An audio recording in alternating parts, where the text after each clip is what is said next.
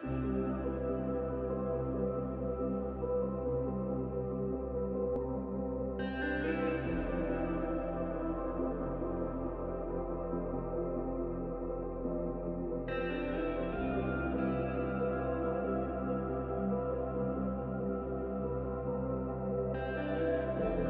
tout le monde, aujourd'hui on se retrouve pour une nouvelle vidéo et cette fois-ci je vais vous présenter un livre qui est La tête d'un chat de Jessica Serra. Comme vous pouvez l'imaginer, j'ai toute une collection sur les livres sur les chats. Je n'ai jamais eu l'occasion de vous présenter quoi que ce soit sur mes livres, mais j'avais envie de vous parler de celui-ci qui m'a beaucoup marqué. Il est sorti en février 2020, donc il est tout jeune et il a été édité par Humaine et Science.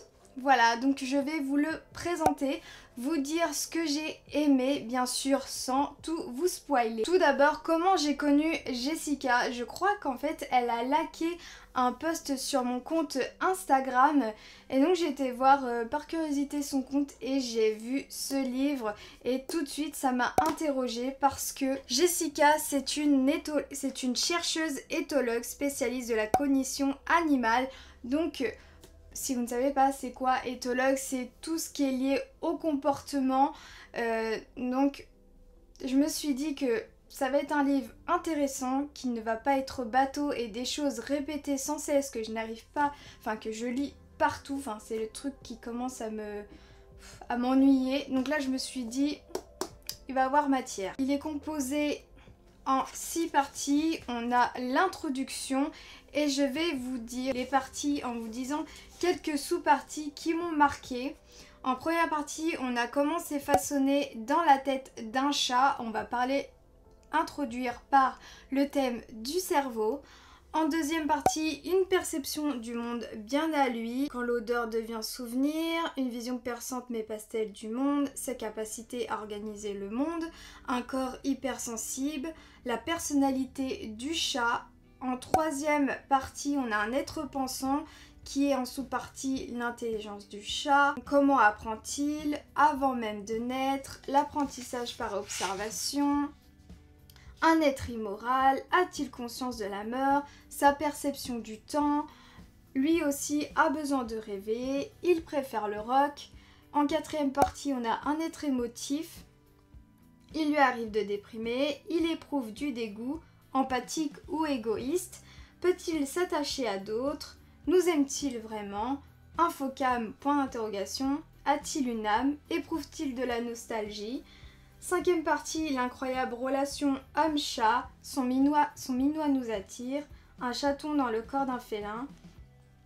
Il parle une langue spéciale humain, il est un membre de notre famille, un révélateur de personnalité, alors celui-ci j'ai beaucoup aimé. Sixième partie, les pouvoirs extraordinaires du chat, un puissant antidépresseur, un thérapeute, un navigateur hors pair, une double vie, enfin voilà, je vous ai lu quelques petites sous-parties mais il y en a beaucoup. C'est un livre qui a 297 pages jusqu'au remerciement.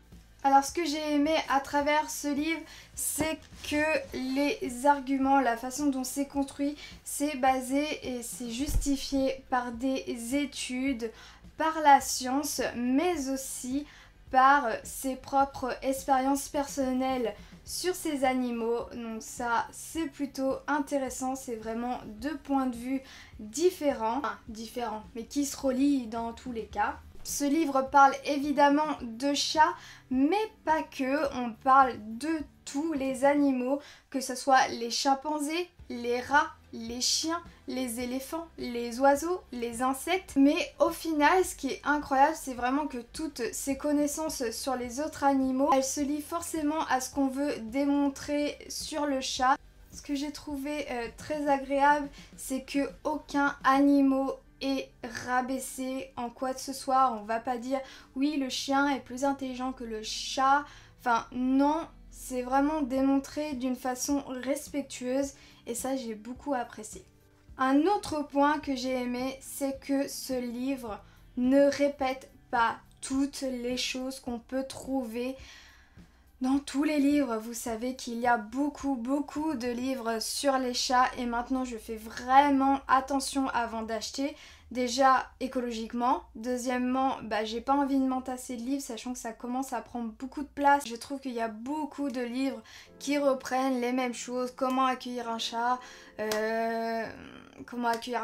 comment comprendre son chat, c'est-à-dire s'il remue la queue c'est parce que il est en colère, s'il crache, etc. C'est toujours souvent les mêmes choses et j'ai vraiment besoin de nouvelles connaissances. Donc c'est ce qui m'a apporté ce livre, même si je vous cache pas que je connaissais déjà quelques petits points, ce qui est normal aussi, hein. Par exemple sur des histoires, sur des études, sur des dates clés. Sachant que j'ai eu aussi ma période de lecture sur tout ce qui est cerveau humain, bien-être, comportement humain et je trouve que ça se regroupe. Ce qui est normal parce que dans ce livre aussi on parle de la relation chat et le chat vers l'homme et l'homme vers le chat, donc c'est vice versa. En petite parenthèse, pour ce que j'ai moins aimé, c'est le début du livre. La première partie, donc on parle du cerveau, donc ça c'est ok. Et en fait après, la sous-partie, ses origines et sa conquête de l'homme, j'ai trouvé ça un peu long à mon goût. On passe de la page 24 à 53, donc il y a quand même un bon petit pavé sur ce thème. J'ai juste à trouver long parce que en fait j'avais tellement hâte d'avancer dans le livre et pouvoir lire ce qui se cachait un peu plus loin sur des thèmes qui m'intéressaient le plus. Bref, j'ai vraiment été captivée. Et si vous avez un chat, forcément, vous allez vous identifier par rapport à ses comportements ou par rapport à vous, comment vous vous comportez avec votre chat. Grâce à ce livre, j'ai l'impression de mieux...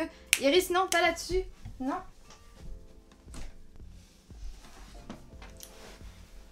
Donc j'ai appris beaucoup sur Iris, comme par exemple comment elle perçoit le monde, ses sentiments, comment elle me voit, comment elle nous perçoit, toutes ses odeurs, toute sa vision du monde, connaître ses émotions.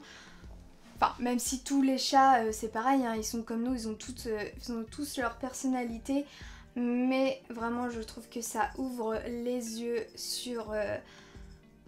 la tête des dents, la tête d'un chat, hein, voilà, tout est dit. Dans tous les cas, ce livre me confirme bien que les chats sont des êtres sensibles, intelligents et qui ne sont pas manipulateurs comme on peut l'entendre partout.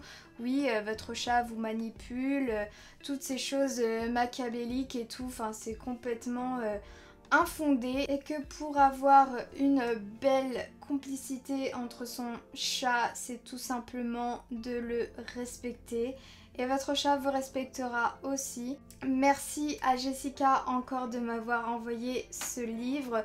Je pense que je vais pouvoir le relire encore pour me concentrer sur des connaissances et pouvoir les garder dans mon cerveau. J'ai oublié de vous dire, c'est qu'on sent vraiment que l'auteur Jessica, elle est passionnée par son métier, qu'elle a un amour inconditionnel pour les animaux. Cette positivité, je l'ai vraiment ressentie dans ce livre et ça fait très plaisir. Voilà, j'espère que cette vidéo vous a plu et qu'elle va peut-être vous donner envie de l'acheter. Vous faites ce que vous voulez, mais en tout cas moi c'est un livre qui m'a marqué et qui reste dans les favoris de ma petite collection.